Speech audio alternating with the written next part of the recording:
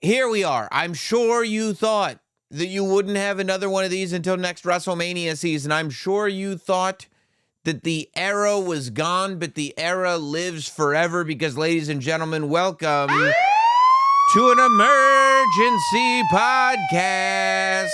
It's an emergency, not Sam Wrestling. It's an era that will never die. It's an era that defines Not Sam Wrestling. And if there was ever a time for an emergency podcast, it is here.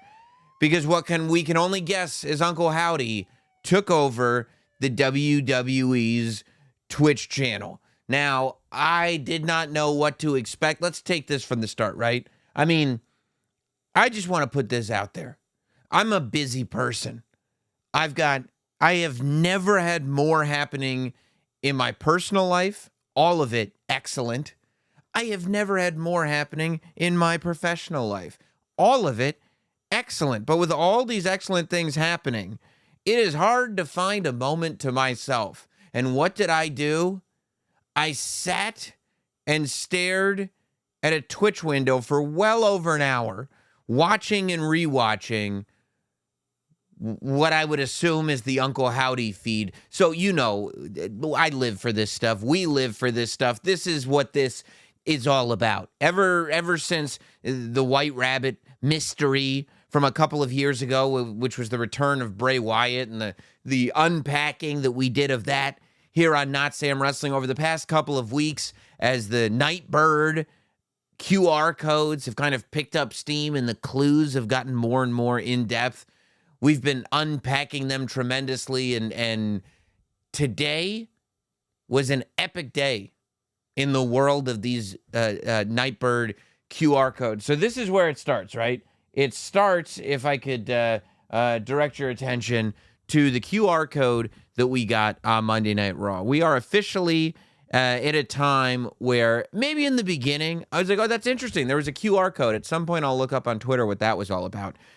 As of the last, I would say 2 to 3 weeks, it's been, I'm scanning that QR code right away. I got to find out what's happening right now. And this week on Monday, the QR code sent us to this like registry kind of, like it was an index of JPEG files.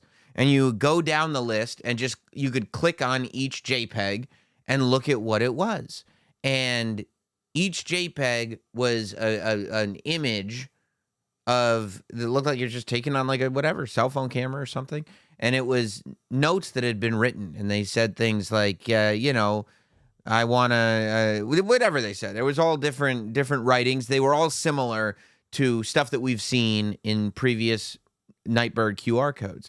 But then the very last image was this one, that if you're watching at youtube.com/NotSamWrestling, you can see this picture along with us, that there were a couple of floppy disks on the desk, a couple of cables, a thumb drive. And it's interesting looking at the technology, right? Because this isn't that long ago, right? Like, we're not looking at a photo that was taken when floppy disks were something that people were really using. Because there is no crossover time period. If you were using floppy disks, you were not using USB thumb drives. There is no time in history when a USB thumb drive and a floppy disk were both accepted methods of storing computer data. Yet here we are. Maybe this is just the world of the Nightbird, where things are not quite right in this person or these people's heads, where they got a floppy drive and they are unwilling. They will pick up the new technology of the thumb drive, but they are unwilling to say goodbye to the technology of the floppy disk. But most importantly is what's written on this floppy disk. Now, in my haste, on Monday, I tweeted about this, and I said 5/16/14, that's Wednesday. And I got all these replies going, that's Thursday, you idiot. But it says 5/16/24. So I looked at it, I was like, oh, that date is this week. I thought it was Wednesday, it was today, it was Thursday. 4 p.m., and then a plus sign, and then the word witch. I said, oh, that's very mysterious. What are we adding a witch to? But then you look at it and you realize that's not a plus sign, that's a lowercase t. And all this space between that symbol and the word witch is unnecessary. It's saying 5/16/24, 4 p.m. Twitch. And when you clicked the top of the page, it took you directly to the WWE's Twitch channel. So I've been waiting for this all week, right? Ever since Raw, I'm waiting for this thing to go down. Because I go, this has got to be more substantial than a typical QR code. Because a QR code just leading to another QR code feels like a little unfair. But a QR code leading to, okay, we're going to tell you something on Twitch. And it's also like on Thursday of all days. It's not going to be during WWE programming. It's not going to be, it's just here it is, digitally, for all of us to enjoy and unpack. So at 4 p.m., the WWE's Twitch channel was taken over. The description of the channel was deleted, and it just changed to hello, which, if you recall, when this whole thing was first getting started, the first hints that we were going to go through this process again was that Nightbird song was playing at live events, either at house shows or during commercial breaks, but never televised, and the word hello would show up on the WWE's Twitter account and then get deleted, or hello would be repeated over and over again and then get deleted. So the fact that the hello is now the description of the Twitch channel brings us all the way back full circle to when this process of the Nightbird QR codes first started. But the video, which ended up being 55 minutes, and what it ended up being was what appeared to be some kind of therapy session between this therapist, this woman who we'll get into who she is, and a mystery person, a person who you never see because the camera is from their perspective, and you never hear because their voice is not part of this video. But we don't get right there. What we start with is the old Raw logo. And I wasn't even sure, it was one of those periods where it was like, oh, okay. So the Raw logo comes on, and you're kind of hearing like little glitches of the old Raw theme song. And then we see Vicky Guerrero and Brad Maddox, of all people. Who would have thought that in 2024, Vicky Guerrero and Brad Maddox would be featured anywhere near? But here they are. And they're just talking about whatever. Welcome to Monday Night Raw. And I go, what is this all about? And I go, I don't know. I mean, there has to be some kind of connection.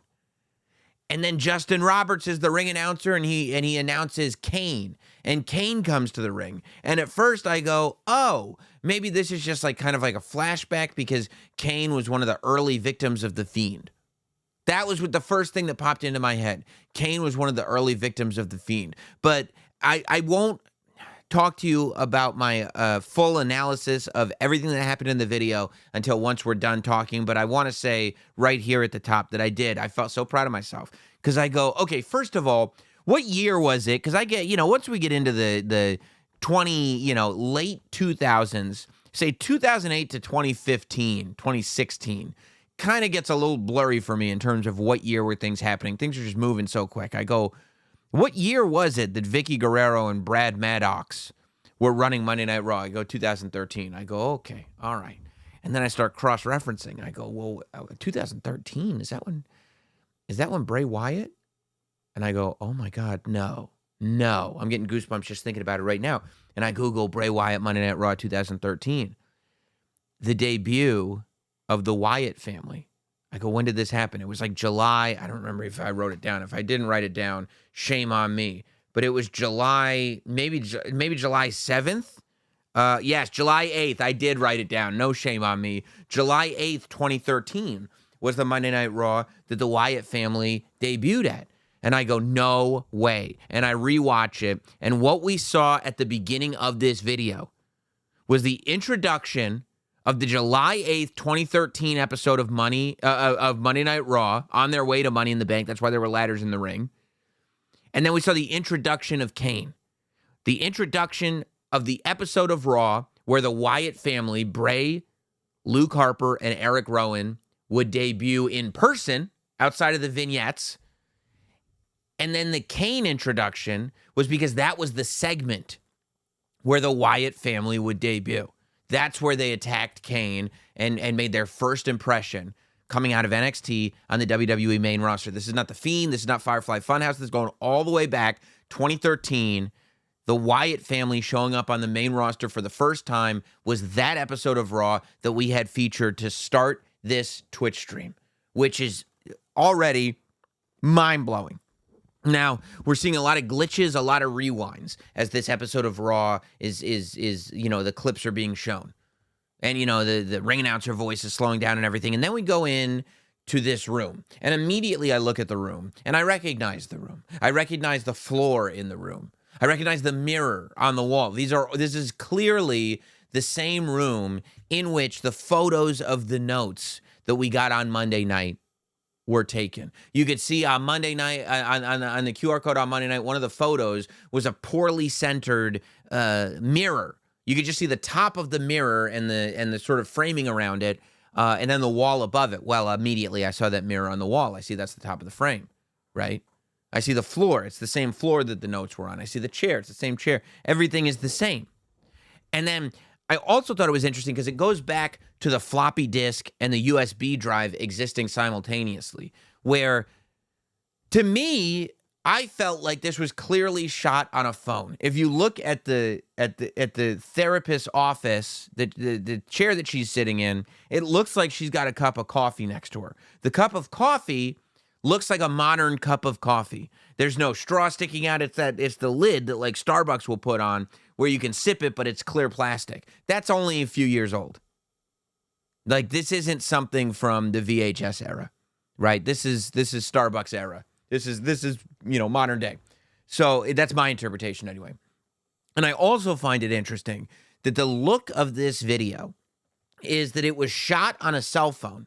It's vertical, right? Like inside this widescreen display, you've got this vertical cell phone video, but it looks like the vertical cell phone video was for some reason transferred onto VHS because it's on a 4:3 presentation in a 16:9 widescreen traditional box that we're used to seeing that you might be watching on YouTube right now. So in my head, and maybe I'm just being too much of a tech geek for this, I'm like, is this what the Uncle Howdy and his gang are doing? Are they making cell phone videos and transferring them to VHS? Because if so, that's badass. And then I wonder if they took what was on that USB drive and put it on a floppy disk just because they're wild. So we're looking at this vertically shot video that appears to have been transferred onto VHS. It's glitching and it's jolting for about 2 minutes.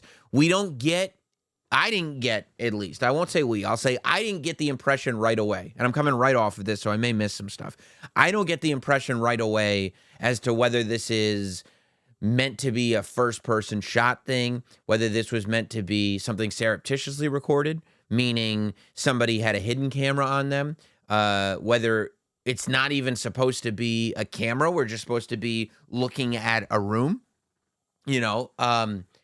until the therapist walked in the room, and she knocks on the door, and she comes in, and she's talking to the camera, right? The camera is now centered on the corner of the room where the chair is, and the therapist is talking to the camera and about to sit down. So clearly we're going, okay, we're seeing this from the perspective of whoever this therapist is talking to. We just haven't heard them speak yet. And so the therapist starts talking to this person, right? She says hello. She's looking forward to checking in. Immediately, I see her glasses, I see her hairstyle. I go, this is the person that we saw in a missing persons ad on one of the QR codes. I go, I know exactly who this is. I remember them from the missing persons ad. I go, okay. So I go, this is going to get interesting now, right? Then I wonder if her voice... You remember, and you can go back on through the podcast archives or on the YouTube channel, when on one of the White Rabbit vignettes, they had a phone number, and we called it as I was recording a podcast, and I got real creeped out by it, because you could call the number, and you had this message on it, where it was a woman, and she was explaining why psychologically this person was showing bad signs. And you realize it's probably about Bray Wyatt, but then I'm listening to this person's voice, this therapist's voice, and I go, I wonder if that's the same person who we heard in the recorded voice message when you called during Bray Wyatt's QR code thing. That was the first thing that occurred to me, but we don't know.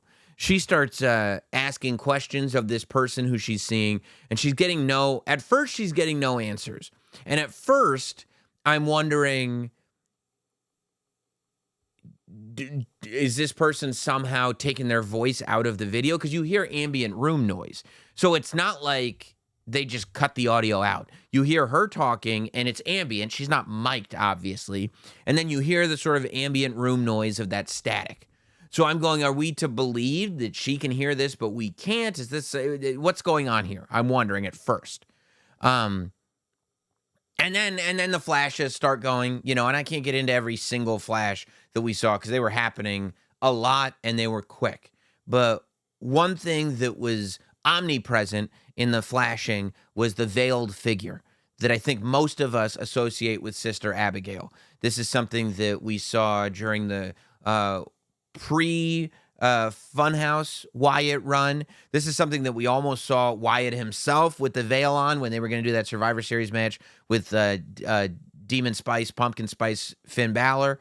This is something even Abby the Witch, who was clearly a puppet based on Sister Abigail, had that veil. So this one, it was in a white veil, but we see this veiled figure multiple times, and sometimes for longer than other times. Like if you were actually watching this with any sort of attention, you didn't miss the fact that what appears to be Sister Abigail popped up multiple times. She starts talking to him about have things improved? Has your sleep, I won't even say his, who knows who she was talking to. Has your sleep gotten better? The therapist starts asking this person about dreams and whether they're waking up in the middle of the night and if they're still having bad dreams.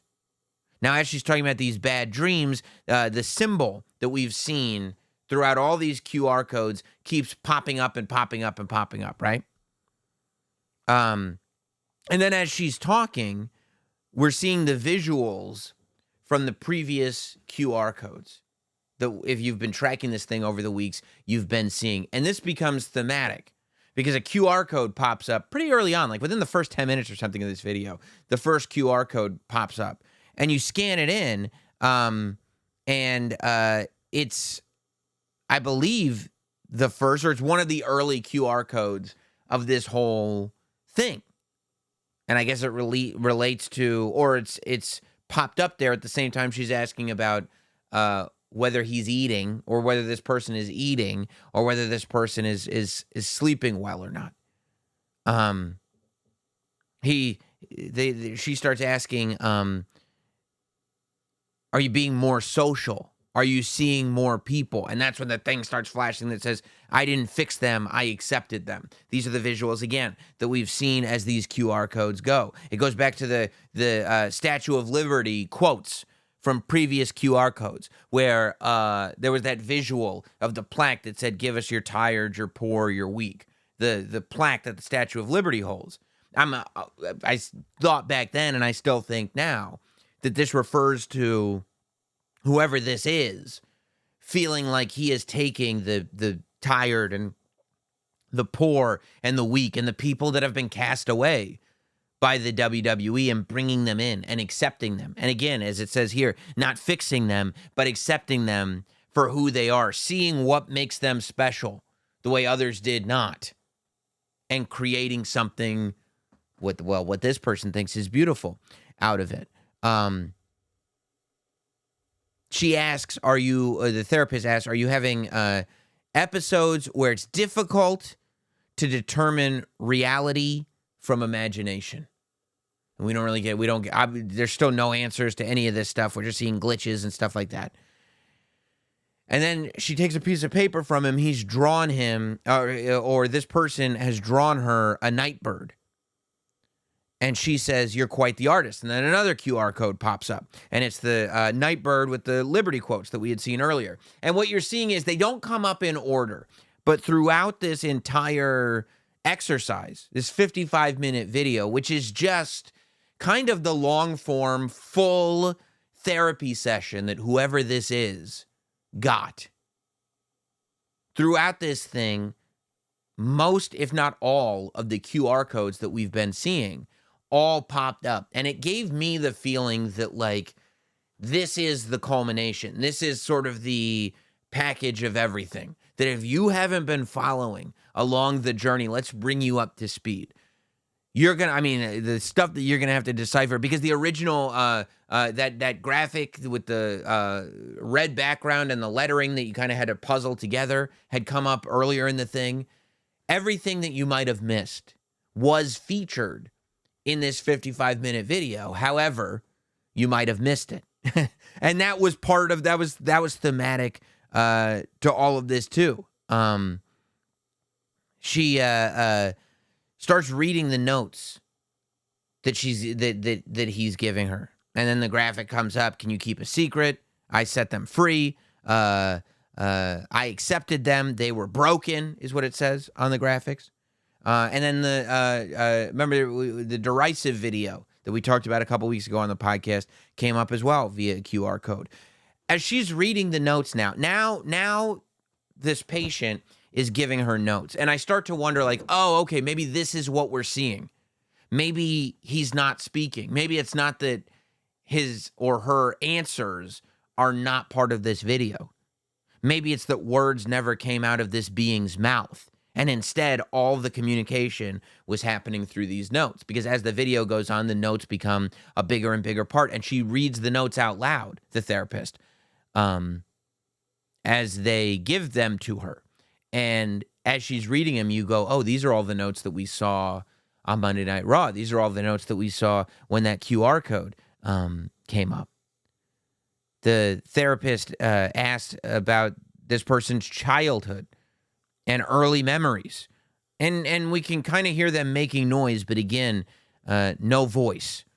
As she's talking about childhood memories and trying to get to the bottom of negative childhood memories, graphics start coming up again with text over it that says things like, I reminded him of who he was. Now he shows me his vision. It was beautiful, which if you start reading into this stuff where it's like, clearly whatever this entity is that is being teased is following a vision that's not his own, which we'll get into. And I think, it doesn't take Albert Einstein to figure out what it is.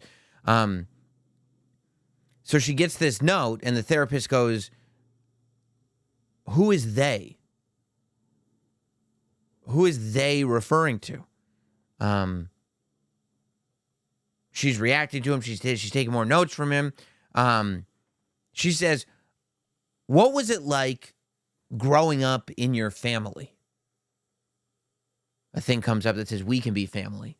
So this is key, right? What was it like growing up in your family? Clearly, the childhood is one thing, but talking about the family, what family are we talking about here?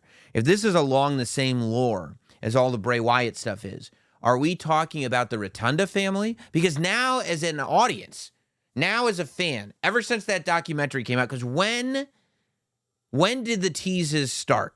When did the QR code start? When the teases started, WrestleMania week, during the Bray Wyatt documentary. At the very end of the documentary is the first tease for the return of Uncle Howdy.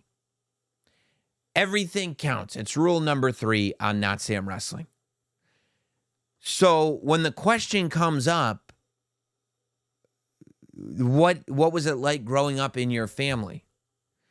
Are we talking about the Wyatt family, which is Bray Wyatt, Luke Harper, and Eric Rowan? Are we talking about the Firefly Funhouse family, which is Bray Wyatt and all these crazy alter egos that he had wrapped up in his insecurities? Or are we talking about the Rotunda family, which is Wyndham and Taylor and Micah, for God's sake? Because we got to know the Rotunda family as well. The Rotunda family is now not something that we've read about on Wikipedia. The Rotunda family is something that not only have we gotten to know about, but something that we were expressly introduced to on the same program that the first tease that has brought us here. If we backtrack this whole mission that we're on right now that led us to this 55-minute Twitch video, we go back to the documentary where we fully met this Rotunda family. So what family are we talking about when she says, what was it like growing up in your family? Then she says, when did the bad memories start? And a thing pops up that says, You don't see it, do you? And you wonder when that graphic comes up is you don't see it, do you? Is that referring to whatever body did not see what the people had to offer that this person is referring to? Meaning, when he says they weren't broken, or when they say they weren't broken, is you don't see it, do you? Talking to, for instance, WWE for not recognizing what certain people had to offer? Is it talking to the therapist directly who were watching, who's not asking the right questions? Or is it directly at us? Is that for you and I who are watching on Twitch going, I already gave you the answer. You don't see it, do you?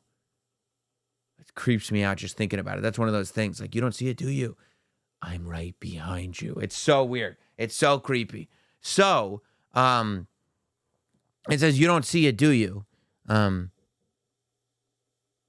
then it says, if you have to ask what you aren't seeing, then you aren't looking. Now, once this message comes up, I feel like this is a direct accusation. This is almost a threat towards me. I got to be looking at everything. I got to be seeing everything. Now I'm looking at the filter that the video has gone through. Now I'm looking at the fact that the edges on everything are all darkened in shadow, that there's this almost photo negative like quality to what's going on.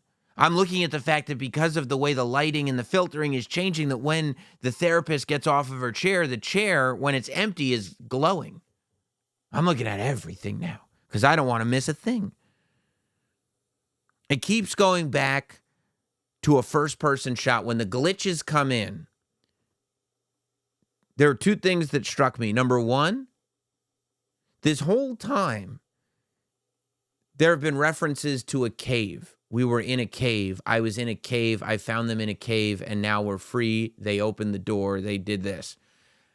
This time, I saw all these visualizations of a literal cave. Like, we saw a man in a cave, a figure of a man in the doorway of a cave, the light coming through the door of a cave. We saw the literal cave that you might have looked at that and said, oh, metaphorically, we were... No. This is the literal cave. I also kept seeing that first-person perspective of this video of this cabin.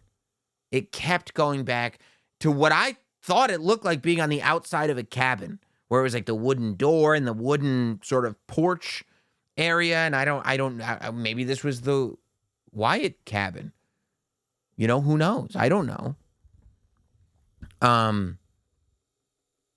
She then leaves the room. She says something to the effect of, I think I know what to do. I'm just going to give you these questions, and I'd like you to write down your answers. And she gives the book over to whoever this is and then leaves the room. And I swear to God, if it's 2024 and I have every movie and television show and professional wrestling event that's ever happened at my fingertips, I have people making YouTube videos. Every 5 minutes, there's another video uploaded on YouTube. I have everything I could ever want in terms of content ready to go. And for 8 minutes, I stared at an empty room. That is how transfixed I was on this. For 8 minutes, I stared at an empty chair. I got to see it glow a little bit. That was something. But there was some heavy glitching going on at first, right? It was showing the guy in the light, which is the, the cave shots. It was showing carcasses. They were showing Nightbird. There were symbol overlays going on. At one point, there was furious scribbling. Made my fingers hot. I was paying attention to all of it. I was completely transfixed in this thing.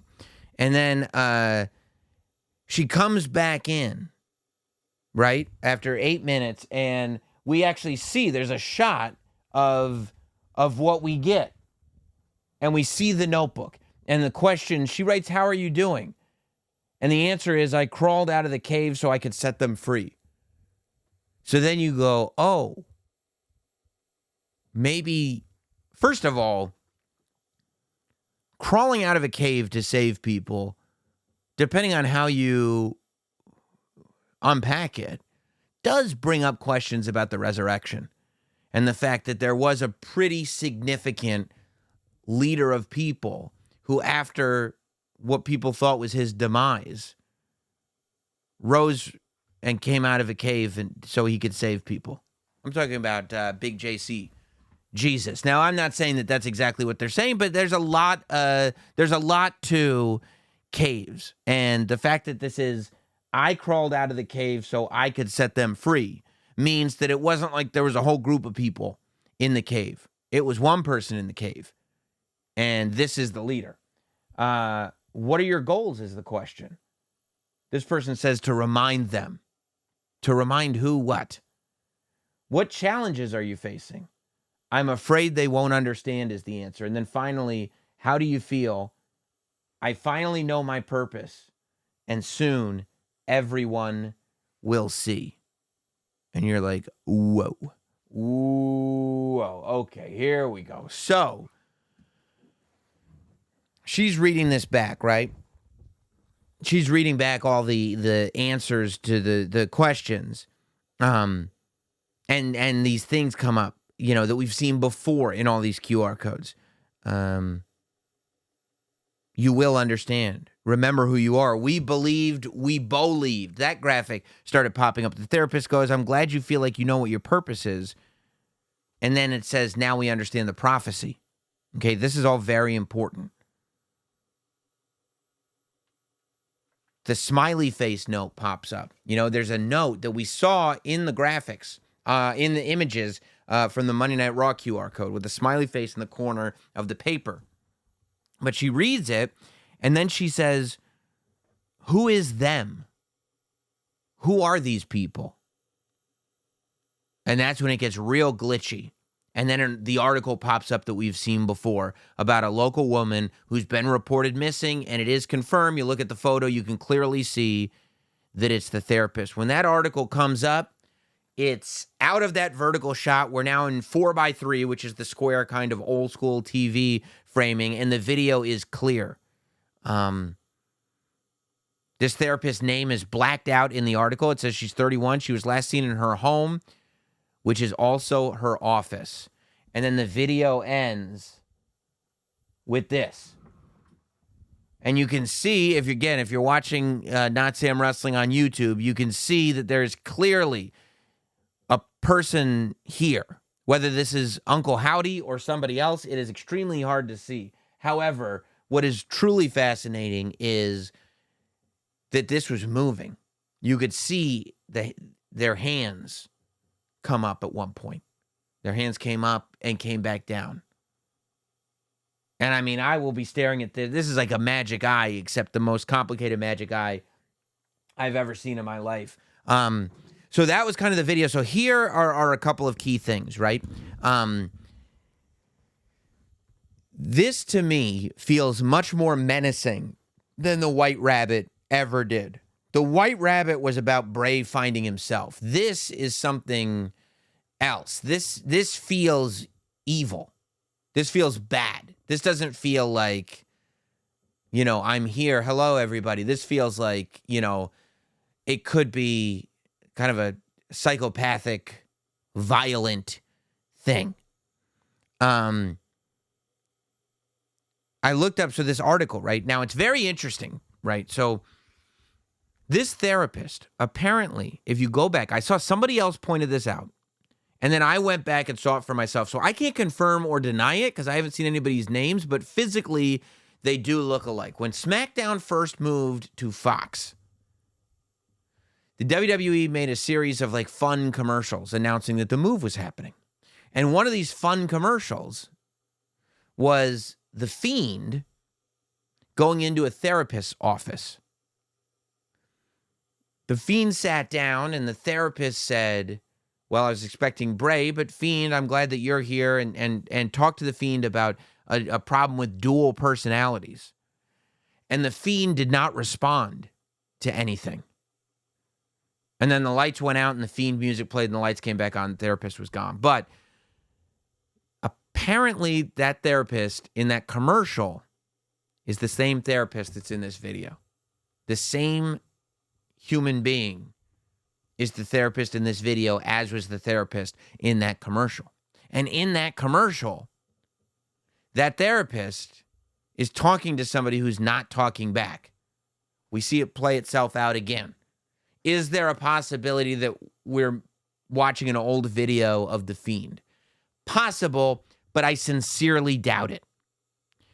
Also, the article itself, some people are getting this wrong. Some people are saying that the therapist is named Wendy Lucho. The therapist is not named Wendy Lucho. The therapist's name in the article is blacked out. The article is written by Wendy Lucho. Wendy Lucho is an anagram. Wendy Lucho, when you mix up the letters, spells Uncle Howdy.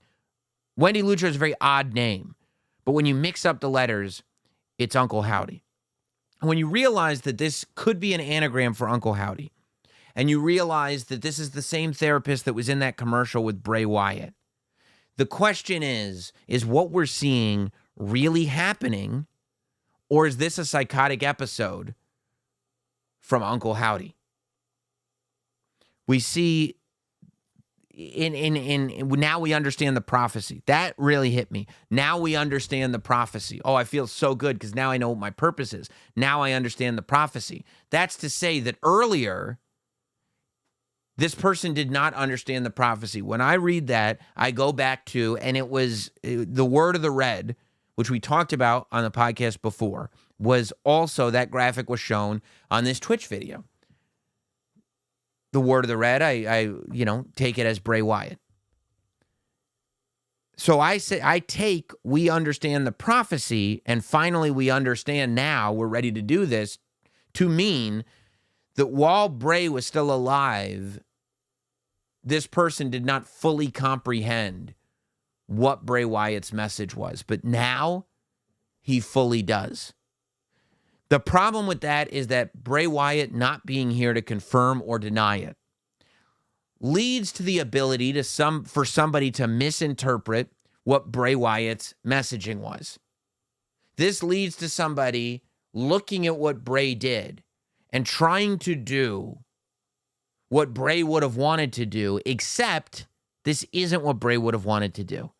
You are a psycho and a violent person, and you've kind of concocted this whole thing, which makes me feel again like this can be this kind of evil thing while we all still love Bray. Bray will be one of the most beloved figures, both in real life and in the sort of storytelling world of professional wrestling forever. So how do you tell a story that is potentially much more malignant, much more, just a more evil story based around the word of Bray Wyatt? Well, what if it's a gross misinterpretation of the word of Bray Wyatt? What if somebody has had this psychotic break and becomes this violent person and misinterprets what Bray was saying, and that's his motivation? Maybe I'm reading too much into it, but those are the wheels that started spinning in my head. And it really made me think that when you think about people misinterpreting messaging, it's because they have kind of a screw loose and they become obsessed. And they become obsessed with what they want to do, and they start to create their own lore based on lore that exists. And it becomes this confirmation bias where, in order to justify the things that I'm going to do, I need to attribute them to this system of beliefs. Even though, if you're thinking critically, that system of beliefs doesn't justify the things that you're doing. Well, I could do some mental gymnastics and get there, and there's no way you can break me from that because we're already here. And that could be what you're looking at with this version of whatever this is. I'm just seeing if I missed anything, but yeah, I mean, to me, coming out of this, I go, first of all, I'm going to be locked into King of the Ring, because this earlier we were getting clues that 25th of May was going to be the time that everything goes down. 25th of May is King and Queen of the Ring premium live event. And I really feel like, as eerie and creepy as this was, and man, I love horror movies, this was right up my alley. This was so well done. And as eerie and creepy as this was, I just see this as not being a babyface thing. I see, because ultimately, regardless of where the Bray thing was going to go, Bray's final run in the WWE, and it was probably going to get really, really weird and potentially evil, but Bray's final run in the WWE, I think, will really be remembered for that promo where he came back as himself. And while maybe he was really just laying the foundation to lure you in with a sense of trust so that when whatever this next monster was that he was going to unleash, it would count even more, that didn't happen. So all we got was Act 1. And Act 1 was, God, do we all love Bray. We all love Bray. I don't think we're getting that with this group. I think that we're getting a spin-off where all the potential evil and villainy is what we get. I could be wrong. But it makes me feel like Cody Rhodes becomes kind of the perfect foil for it just because he is so good. Now, it's going to be a tough thing for Cody Rhodes because people are going to think this is really cool and going to want to cheer it, so. But I think, based on the WWE's audience right now, people are kind of on board with the idea of booing the bad guys and cheering the good guys. So I'm not too worried about it. But there was a funny, I'm going to chalk it up as a coincidence because at about 4:50 p.m. Eastern time, so about 50 minutes into the 55-minute video, Alexa Bliss, who everybody has been waiting to see if she's attached to this or not, tweeted out, "Hi, it's me, LOL." And people lost their minds. Oh my God. Thank you, Alexa. Thank you. And then right under it, she ended up deleting the tweet, but before she deleted it, right under it, she explained that she was only doing this to verify her Mercari account. So apparently it was just really bad timing. But still, everything counts, right? Who knows? And who's to say? There are a lot of names being thrown around as potential members of this clan, whether it's Bo Dallas and being Uncle Howdy, and the fact that it says Bo Leave. I think, Bo Dallas and Uncle Howdy coming back and leading this thing, I don't see any other way. I think that's got to be it. And I think it's a group this time. I wasn't ever convinced that the White Rabbit thing was a Wyatt Six thing. I think that was all stuff, and it kind of annoys me because that's the fan fiction stuff bothers me when it's not clear that it's fan fiction, because instead of just going by what story we're actually being told, then there's these other things that have nothing to do with what we're being told, and they're like, well, and then this, and then that, and we're like, this isn't part of it. But all that said, this feels far more like a grouping of people. And if that's, lots of rumors about Eric Rowan, people bringing up Dexter Loomis's name, people bringing up Joe Gacy's name, people bringing up Nikki Cross's name. I mean, Alexa Bliss is definitely going to be the one people are waiting for. And I do think that it happens on SmackDown because I don't think Braun Strowman's going to be a part of it. And so if he's not a part of it, unless he's the first opponent to it, I say just keep him away and then eventually have this interaction finally happen. I can't wait to see what all happens with it. There was so much stuff. I'm just trying. I wrote 2 pages of notes on this thing as I was going through it, and I'm trying to make sure that I hit everything that I wanted to. I'm sure we're going to have a lot more of this stuff to talk about. We've got 2 SmackDowns and a Raw before the King and Queen of the Ring premium live event. I can't wait for these QR codes, man. I am having so much fun unpacking what is going on with the Nightbird, and it's getting real juicy. It's getting real juicy. It's getting real fun. I appreciate all of you guys hanging out and being a part of this, and we'll see you very soon for another Not Sam Wrestling. Don't forget, let me know what you think. right? If I missed anything in this video, and I could have missed it because there's a lot of stuff, leave it in the comments on YouTube. Leave it in the comments and you know, wake me up to it. Because you remember, I've made mistakes before. You leave it in the comments, I'll come back and reassess, because I'm sure we'll be reassessing soon. Leave it in the comments wherever you're listening or watching. Make sure you're subscribed. Make sure you leave a review. We'll see you soon. Thanks, everybody.